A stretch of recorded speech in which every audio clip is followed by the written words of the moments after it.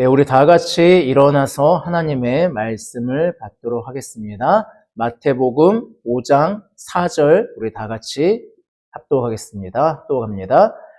애통하는 자는 복이 있나니 그들이 위로를 받을 것이미요. 아멘.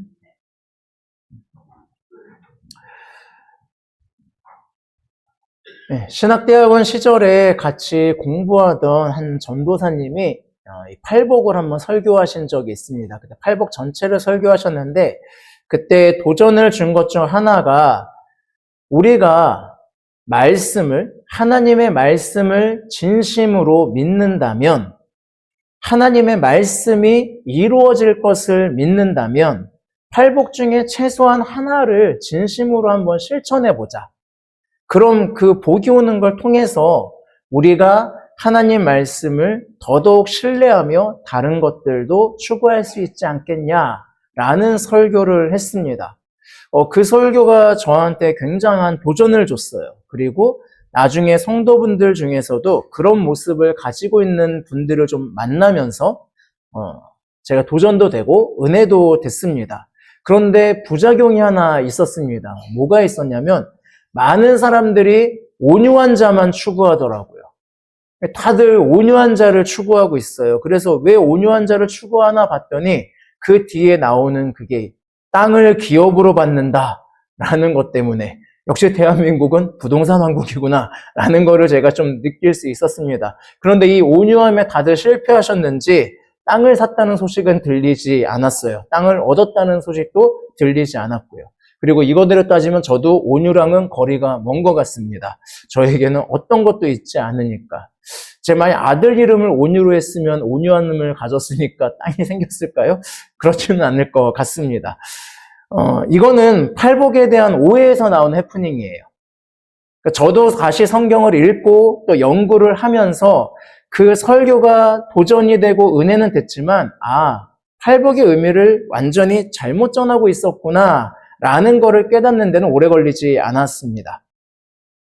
왜냐하면 팔복은 우리가 무언가를 실천했을 때 얻는 복을 이야기하는 게 아니에요. 그 복의 목록을 이야기하고 있는 게 아닙니다. 그러니까 내가 온유한 자가 되었을 때 생기는 복, 긍휼히 여길 때 생기는 복을 이야기하는 게 아니죠.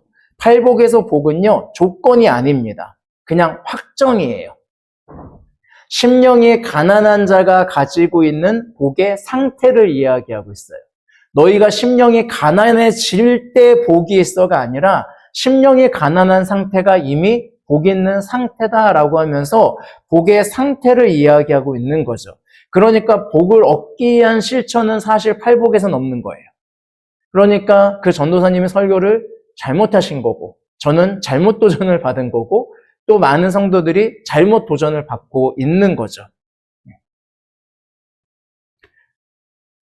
그래서 팔복을 그런 의미에서 하나하나 제대로 한번 살펴보는 게 어떨까라는 마음이 들어서 하고 있습니다. 그리고 지난주에는 심령이 가난한 자에 대해서 우리가 살펴봤습니다. 그리고 오늘은 애통하는 자에 대해서 살펴보려고 합니다.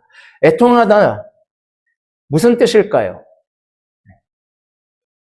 애하고 뜻이 통한다, 이거 줄임말은 아닐 거잖아요. 애통하다가 무슨 뜻일까요? 국어사전에는 몹시 슬프고 가슴이 아프다라고 정의하고 있습니다. 그러니까 쉽게 설명하면 우는 거예요. 여러분은 눈물을 흘려보셨습니까? 아마 다들 흘려보셨을 겁니다. 저는 눈물이 정말 없는 편인데 그런 저도 눈물을 흘린 적이 있죠.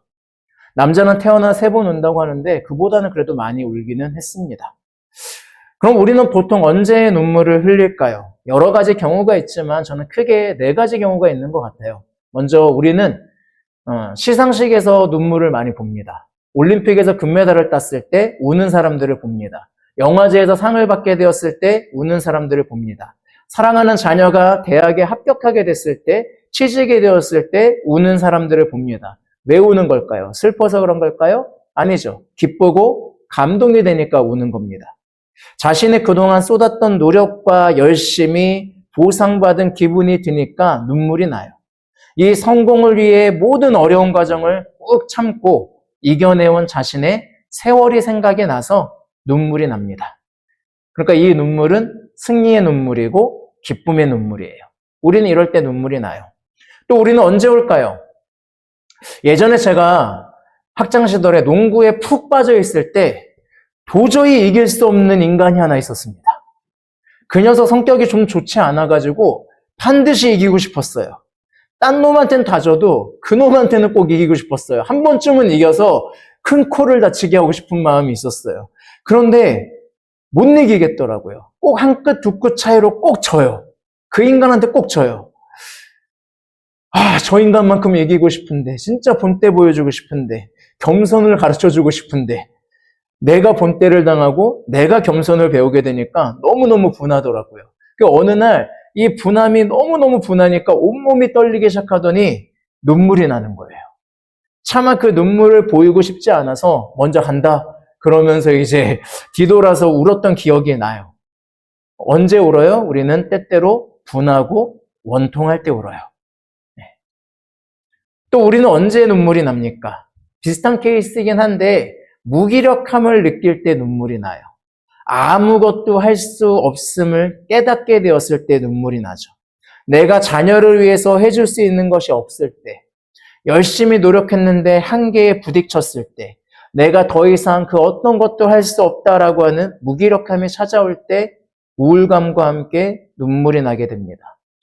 아무리 노력해도 죄에서 벗어날 수 없는 존재임을 깨달을 때, 좋은 부모가 돼야지라고 했지만 정신 나간 사람처럼 아이들에게 소리 지르는 나를 발견했을 때, 좋은 배우자가 돼야지라고 했지만 어느 순간인가 이 웬수야라고 외치고 있는 나를 발견할 때, 그래서 그 무기력함이 느껴질 때 우리는 눈물이 납니다.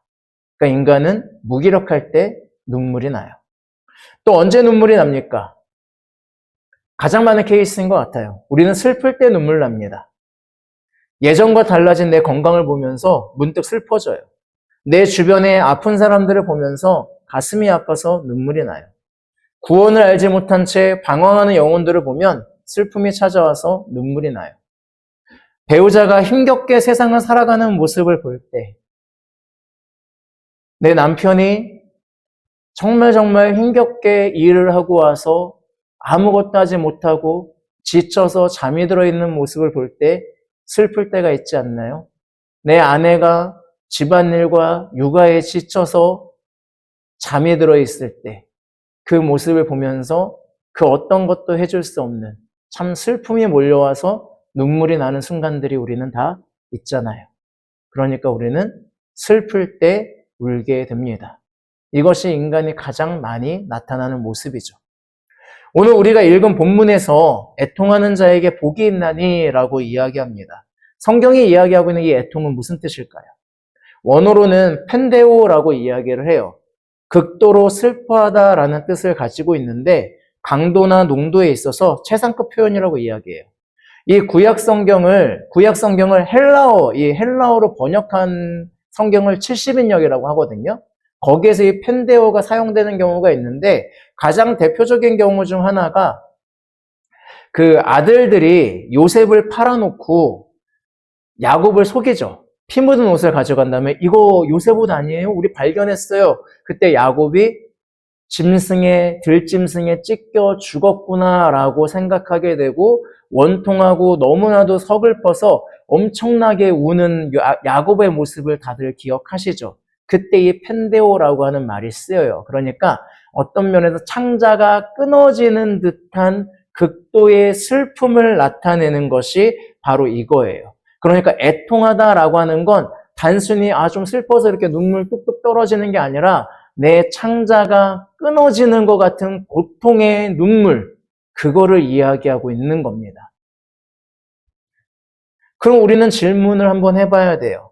예수님이 말하는 애통이 이 가슴을 찢는 이 슬픔, 그것이 과연 어떠한 것들인가? 어떤 것들인가를 우리는 한번 질문해 봐야 돼요.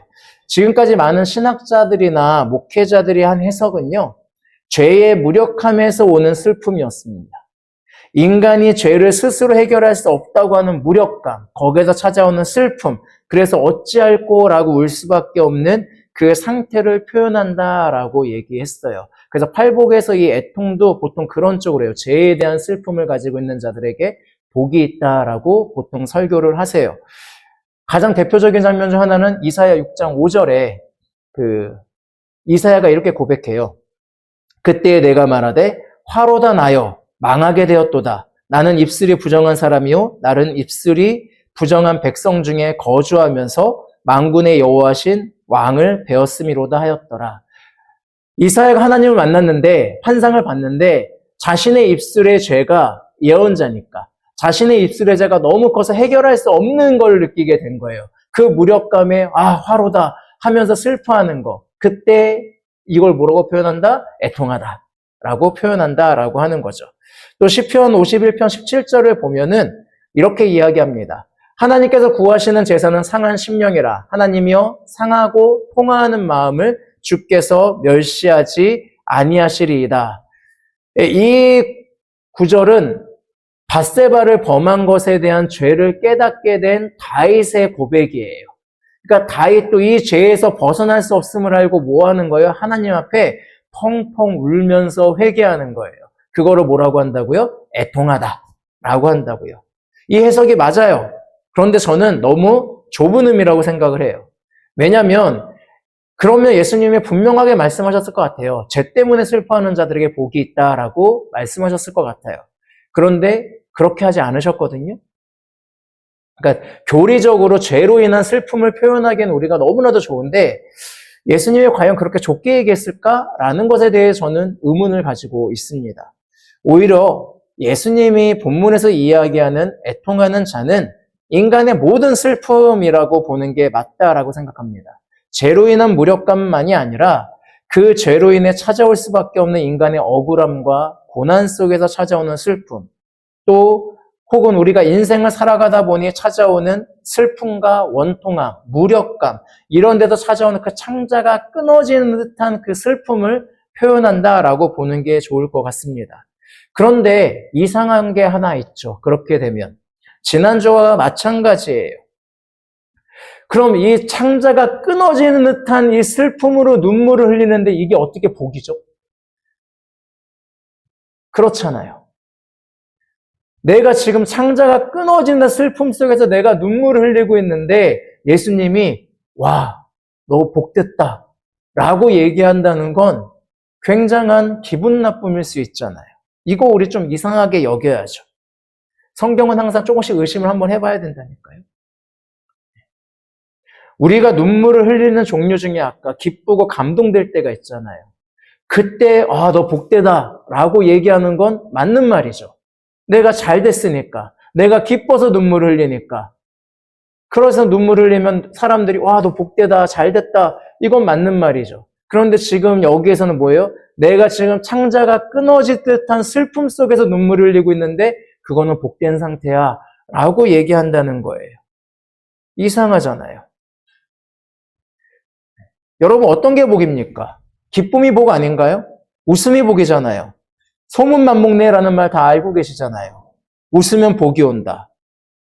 또 한동안 많은 사람들이 이렇게 얘기하죠. 오늘날에도 이야기합니다. 뭐라고 얘기해요? 행복해서 웃는 것이 아니라 웃으니까 행복한 것이다. 네, 슬픔은 복과 상관이 없는 게 사실이에요. 그게 우리의 모습이에요. 그런데 예수님은 이상하게 말씀하셨다고요. 애통하는 자에게 복이 있다. 이해가 되지 않아요. 아파서 울고 있는 사람에게 너 그거 복이야. 계속 울어. 이러면 어떻게 될 것 같으세요? 그 자리에 내가 멱살을 잡힐걸요? 이 이해할 수 없는 말을 하시는 예수님에 대해서 우리는 한번 생각해 봐야 돼요. 이거를 너무나도 착각하셔서 실제로 이런 말을 하시는 분들이 있어요. 제가 아는 청년 중에 교회를 안 나가게 한 청년이 있는데 그 이유가 그거였어요. 자기 어머니 돌아가셔서 그 슬픈 자리에 있는데 그 교회 집사님이 오셔가지고 자기 손을 꼭 잡으면서 얘기했다고 하잖아요. 어머니 좋은 곳 가셨으니까 그만 울고 웃어. 그 말도 정이 떨어져가지고 다시는 교회를 안 나간다라고 이야기를 했어요. 저한테 그 얘기를 해주길래 제가 얘기했어요. 그건 그 집사님 잘못이다. 그런데 그 집사님의 잘못 때문에 나는 너의 영혼이 잘못되는 길은 더 아닌 것 같다. 다른 교회를 가라. 그 슬픔을 이해해주고 하는 교회로 가라라고 제가 얘기했던 기억이 나요. 그러니까 울고 있는 사람에게 함부로 이렇게 얘기하면 문제가 된다고요. 그런데 지금 예수님이 그런 비슷한 얘기를 하고 있다고요. 그럼 우리 한번 생각해 봐야 돼요. 왜 그렇게 하셨을까? 다시 본문 속으로 보겠습니다. 우리 한번 생각해 봅시다. 지금 예수님이 산상수훈을 이야기하고 있는 대상은 누구예요? 많은 신학자나 목회자들이 산상수훈은 제자들을 향해서 하신 말씀이다라고 생각을 해요. 그렇게 이야기를 해요. 그 이유가 1절 후반부에 제자들이 나아온지라라고 말하고 있어서 그렇습니다. 그런데 지난주에도 제가 말씀드렸다시피 예수님이 모세처럼 산에 올라간 이유는 무리를 보셨기 때문이에요. 그리고 이 무리들도 산상수훈의 대상이다라고 저는 생각을 해요. 제자들에게는 하나님 나라의 새로운 강령이 주어지는 거고요. 무리들에게는 새롭게 열리는 그 하나님 나라를 향한 초청이 저는 산상수훈이라고 보고 있습니다. 그러니까 예수님 분명히 무리들을 보고 산에 올라가셨잖아요. 그럼 산상수훈의 목적에는 지금 누구도 있는 거예요? 무리도 있는 거예요. 그러니까 무리 상관없이 제자들만 이야기하고 있는 게 아니라고요. 그런데 지금 이 모여있는 무리의 정체는 어때요? 그 무리의 정체에 대해서 성경은 뭐라고 이야기하고 있어요? 병든 자, 귀신 들린 자, 간질하는 자, 중풍병자들이었어요. 이들은 죄인이라 불린 사람들입니다. 이들은 가난한 사람들이에요. 이들은 소외된 사람들이에요. 이들은 자신의 힘으로 그 어떤 것도 할 수 없는 사람들입니다. 그렇다면 이들이 어떤 사람이었어요? 애통하는 사람이에요. 하나님 왜 나한테 이런 시련을 주세요? 하나님 왜 나한테 이런 일이 일어나는 거예요? 하나님 나를 왜 이렇게 얘기하고 있는 사람들이라고요. 최근에 프로보노라고 하는 그 드라마에서 제가 인상적으로 본 장면이 하나 있습니다. 그 태어날 때부터 장애를 앓고 있는 한 소년이 있어요. 그 소년이 공익 변호사를 찾아와서 자신을 위한 무료 변호를 해달라고 이야기해요. 이 변호사가 어느 방송사와 인터뷰에서 앞으로도 자기는 어려운 자들을 위해서 무료로 하겠다 뭐 이런 비슷한 인터뷰를 했나 그래가지고 이 아이가 찾아오거든요. 그런데 그 아이가 고소하고 싶은 대상이 하나님이었어요. 왜? 나는 세상에 태어나면 안 되는 사람이었고 누구도 자신을 원하지 않았다고. 심지어 자기 자신도 스스로의 의지로 태어나지 않았다고. 그런데 이런 나를 이 세상에 나오게 한 하나님을 고소하고 싶다라고 얘기하는 장면이 있었어요. 저는 인상이 깊었습니다.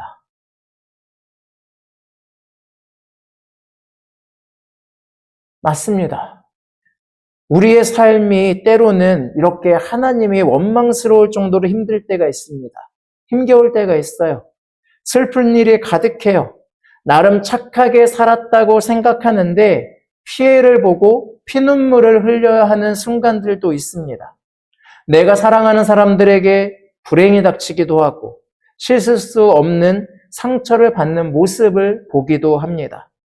제가 아는 목사님들 중에 정말 정직하고 하나님 바라보고 그분의 얼굴을 구하며 사역하고 있음에도 힘겹고 이해할 수 없는 성도들의 괴롭힘으로 공황장애가 찾아오기도 하고 우울증이 찾아오고 심지어 자살 시도를 하신 목사님도 만난 적이 있습니다. 그분이 뭘 잘못했다고. 인간에게는 이렇게 누구나 슬픔이 찾아옵니다. 이 슬픔을 우리는 해결할 길이 없어요. 그런 우리보다 더한 고통 속에서 눈물을 흘리며 애통할 수밖에 없는 자들이 오늘 본문의 무리들입니다. 그리고 우리도 그 무리들과 같을 때가 많아요. 그렇게 애통하고 있는 우리들을 향해서, 무리들을 향해서 예수님이 뭐라고 하시는 거예요? 우리 4절 다시 같이 한번 읽어보겠습니다. 시작. 애통하는 자는 복이 있나니 그들이 위로를 받을 것이미요. 새한글 성경이 이 부분을 더 잘 표현했어요. 이렇게 이야기합니다. 복 있습니다. 슬퍼하는 사람들은 그들이 위로를 받을 테니까요. 예수님이 애통 자체에 복 있다고 이야기하시는 거 아니에요. 지난주에 심령이 가난하다 그 자체에 복이 있다고 한 것이 아닌 것처럼 애통 자체를 긍정적으로 보는 것이 아니에요. 애통하는 상태에 있으니까 지금 이들이 뭐하고 있어요? 하나님을 찾아요. 애통하는 상태에 있으니까 지금 이들이 뭐하고 있어요? 예수님을 찾아요. 이게 복이라는 거예요. 애통하는 사람들이 하나님을 찾고 예수님을 찾았어요. 그랬더니 어떤 길이 열려요? 위로의 길이 열려요. 그들이 반드시 위로를 받을 거예요. 이 본문에서 위로를 받는다라고 하는 이 받는다가 신적 수동태예요. 그리고 이거는 가정이 아니라 필연, 확정을 의미해요. 그러니까 반드시 이루어지는 것을 의미하고 있어요. 여러분 생각해보면 우리가 즐거울 때, 기쁨이 가득할 때는 위로가 필요 없어요. 기대도 하지 않아요. 그리고 신도 필요 없어요. 정말 재밌을 때 신을 찾지 않아요. 오히려 하나님을 외면해요. 여러분 생각해보세요. 여러분이 가장 간절하게 기도할 때가 언제예요? 모든 것이 잘 될 때 간절히 기도하세요? 내 인생이 아무리 내가 생각해도 이렇게 행복할 수가 없어 라고 할 때 여러분 기도 간절히 하세요? 뭔가 진행이 잘 되지 않을 때, 고통이 찾아올 때, 너무너무 힘겨울 때, 아차 싶어서 기도하는 경우가 더 많지 않으세요? 예상치 못한 불행이 갑자기 찾아올 때, 내가 요즘 하나님께 밉보였나 하면서 하나님을 더 찾지 않으세요? 그렇다고 우리에게 인생의 재미도, 기쁨도, 웃음도 없어야 된다. 이 얘기를 하는 건 아니에요. 우리는 슬플 때, 힘들 때, 어려울 때, 눈물 날 때 우리는 알게 모르게, 심지어 믿지 않는 사람들조차도 하나님을 찾는 순간이 온다는 거예요. 아까 그 드라마에서도 아이가 장애를 입은 자신, 또 원래 엄마가 자기를 지우고 싶어 했지만 지우지 못해서 태어나게 됐다는 사실을 한 아이가 누굴 찾아요? 고소 대상으로 하나님을 찾잖아요. 이거예요. 인간이 살아가는 동안 여러 이해관계가 부딪히고 죄가 존재하는 한 인간에게 슬픔은 언제나 찾아올 겁니다. 그리고 슬픔 가운데 혼자라는 생각이 들 때 너무너무 힘겨워서 배우자에게 이야기했더니 위로해주기는커녕 내 너 언젠가 그럴 줄 알았다 이런 말 듣고 네가 그러니까 문제야 이런 말 들을 때 제가 갑자기 반성하게 되네요. 언젠가 아내가 차 사고를 낸 적이 있어요. 어딘가에 부딪혀서 차를 찌그러뜨려서 오셨어요. 그때 안 다쳤어? 안 다쳤으면 됐어요. 그럼 다행이지. 라고 해야 되는데 제가 저번에 사고 내놓고 교훈을 못 얻었어? 나 괴롭히려고 일부러 그러는 거야? 라고 말해서 아내가 애통하게 했던 그 추억이 제가 지금 갑자기 떠올라서 좀 그렇긴 한데 그때 아내가 누굴 찾을까요? 하나님을 찾아야죠. 하나님, 남편이 이렇게 하나님을 찾아야죠. 그런데 그렇게 하나님을 찾을 때 하나님이 뭐 하신다고요? 위로하신대요. 이 위로하다의 원어는요, 파라칼레오라고 해가지고 자기 곁으로 부르다라고 하는 뜻을 가지고 있어요. 그러니까 애통하는 자를 하나님 어떻게 하신다고요? 부르신대요. 누구로? 누구 곁으로? 하나님 곁으로. 그리고 그렇게 안아주시는 하나님의 위로가 있음을 예수님은 말씀하시는 거예요. 그런데 한 가지 제가 또 하나 이상한 게 있어요. 하나님 나라가 너희 것이다 라고 하는 동사는 현재형이거든요. 3절에 나온. 근데 4절부터는 미래형으로 나와요. 모든 복에 대한 결과가. 왜 그럴까? 뭔가 안 맞지 않나요? 다 현재형이면 현재형, 과거이면 과거형, 미래형이면 미래형으로 통일돼야 될 것 같은데 천국이 너희 것이다는 현재형, 나머지는 다 미래형이에요. 왜 이러지? 고민을 해봤는데 한 교수님이 이거를 토요일의 삶을 살고 있는 그리스도인이라고 하는 제목으로 이렇게 칼럼을 쓰셨더라고요. 전 그 부분이 참 잘 된 것 같아요. 왜냐하면 이제 이 말이 무슨 뜻이냐면 예수님이 십자가에 돌아가신 날을 금요일이에요. 우리 전통으로. 그리고 예수님이 부활하신 날은 주일이에요. 금요일 날 십자가 사건으로 우리의 구원이 완성됐어요. 이걸 통해서 우리는 하나님 나라를 살게 됐어요. 그런데 문제는 뭐예요? 완벽한 하나님은 아직 오지 않았어요. 주일이 아직 완전히 오지 않았어요. 그래서 오늘날 그리스도인은 뭐 하는 삶을 산다고요? 토요일을 사는 사람이에요. 하나님 나라를 살아가고 있지만 완성되지 않은, 하지만 그것을 올 것을 믿고 바라보고 있는 그 토요일의 삶. 그러다 보니까 토요일날 무슨 일도 일어나요? 안 좋은 일도 일어나요. 그래도 우리는 뭐를 갖고 있어요? 미래에 올 것을 알고 있어요. 그리고 이 토요일날 뭐가 일어나요? 위로도 일어나요. 그래서 저는 이 미래형이 같이 쓰였다라고 봐요. 그리고 계속될 거예요. 우리는 여전히 아플 때도 있고요. 슬플 때도 있어요. 그런데 그때만 하나님께서 뭐 하실 거예요? 위로하실 거예요. 곁으로 부르실 거예요. 그리고 안아주실 거예요. 하나님이 주시는 그 위로가 언제나 나와 함께예요.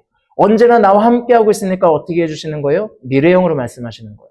한 번 있고 끝나는 게 아니거든요. 폭삭소가수다라고 하는 드라마에서도 제가 인상 깊게 본 장면이 하나 있거든요. 딸바보인 아빠가 자신의 딸을 시집 보내야 돼서 너무나도 이제 짧아 보니까 얼마나 싫겠어요, 그 사이가. 근데 그 사이에게 허락할 때 이렇게 말해요. 너는 내가 뭘 받아가는지 아냐? 너에게 나의 천국을 준다. 아무것도 한 게 없는 너에게. 예수님이 말씀을 하고 계신 산상을 수훈을 잘 생각해 보세요. 아픈 자들이 가득해요. 가난한 자들이 가득해요. 무시당하는 자들이 가득해요. 수군거림 속에서 눈치 보며 살아가며 눈물을 흘리고 살아갔던 사람들이 너무 가득해요. 부정하다며 피해 다니고 배제되고 혐오의 시선을 받으면서 살아가므로 애통하는 심령을 가진 몸과 마음이 모두 가난한 자들이 가득해요. 그런데 그들을 향해서 예수님이 뭐라고 말씀하시는 거예요? 너희가 뭘 가졌는지 아니? 니네가 무엇 받았는지 알아? 내가 너희에게 나의 천국을 준다. 아무것도 할 수 없는 너에게 나의 천국을 준다. 아무것도 할 수 없어서 눈물을 흘릴 수밖에 없는 너희에게 나의 위로를 준다. 내가 너희들 곁으로 왔다. 오늘부터 나는 세상 끝날까지 너희들의 눈물을 닦아줄 거다. 너희들을 위로할 거다. 내 곁으로 올 힘도 없는 너희들을 사랑하기에 내가 너희들 곁으로 왔다.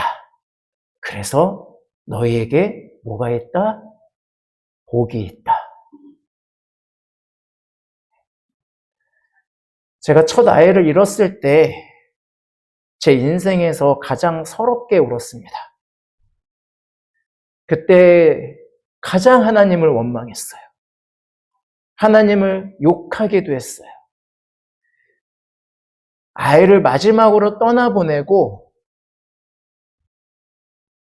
걸어서 내려오는 그 계단 앞에서 제가 하나님께 기도했어요. 그 기도문은 너무 강렬해서 제가 잊혀지지가 않아요. 제 기도문이기도 하지만. 뚫린 게 입이라고, 입이 있으면 나한테 말 좀 해봐요. 그게 저의 하나님을 향한 외침이고 기도였어요. 그저 울고 또 울었어요. 아이로 화장하고 자연장을 해야 되는데 생각해보면 그 순간 제 곁에서 아무 말도 없이 모든 과정 속에서 함께 해주던 지체들이 있었습니다. 2명 있었어요. 그 어떤 말도 하지 않았어요. 그냥 제 곁에서 함께 해주고 같이 울고 저의 이야기를 들어준 지체들이 있었어요. 나의 곁에 있어준 그들이 얼마나 위로가 되었는지 모릅니다. 그리고 그들을 통하여서 알았어요. 하나님이 이렇게 곁에 계시고 있었구나. 위로하고 계셨구나. 그리고 그 일을 통해서 저는 사람들의 슬픔에 제 진심을 담아서 곁에 있어줄 수 있는 그런 상황이 되었습니다. 여러분의 삶에 지나온 눈물의 흔적이 있음을 압니다. 저는 알 수 없지만 남몰래 흘린 그 눈물의 깊이가 있음을 알고 있습니다. 아니, 어쩌면 오늘날, 앞으로도 여러분의 삶 가운데 눈물을 흘릴 날은 존재할 겁니다. 그 눈물을 흘리는 순간, 그 애통하는 순간, 언제나 여러분 곁에서 함께하고 있는 분이 계십니다. 여러분을 위로하고 있는 분이 계십니다. 날 위로하고 다시 일으키고 세상을 살아갈 힘을 얻게 할 그분이 계십니다. 당신을 위로하기 위해, 당신의 눈물의 깊이를 알기에, 자신의 생명을 십자가에 버리기까지 아까워하지 않았던, 그렇게 하나님 나라를 주고 싶어 했던 그분의 위로가 오늘도 여러분과 함께합니다. 그래서 눈물 흘리는 우리는 아이러니하게도 복받은 자입니다. 당신의 곁에 있을 그 예수님을 믿고 그 위로가 있는 하나님 나라의 풍성함을 누리시길, 그 예수 그리스도를 나의 주, 나의 하나님이라고 고백하는 삶이 되어 끊임없는 위로가 여러분에게 있기를 주님의 이름으로 축복하겠습니다. 기도하겠습니다. 살아계신 역사하신 아버지 하나님, 아무도 없는 곳에서, 아무도 알아주지 않는 곳에서, 너무나도 외로워서, 너무나도 괴로워서 그 흘린 눈물의 깊이를 알고 계십니다. 하나님을 찾지만 하나님이 없는 것 같았던 그 순간에 우리 곁에 오셔서 우리를 위로하시고 그 위로함을 통하여서 회복시키시고 그 하나님의 나라의 풍성함으로 이끌어 가시는 우리 주님의 크신 사랑을 깨달을 수 있고 느낄 수 있고 만나게 되기를 원합니다. 그 주님이 주시는 위로가 오늘 이곳에서 예배하며 살아가는 모든 성도들의 삶 가운데 항상 함께하기를 간절히 바랍니다. 예수님의 이름으로 기도합니다. 아멘.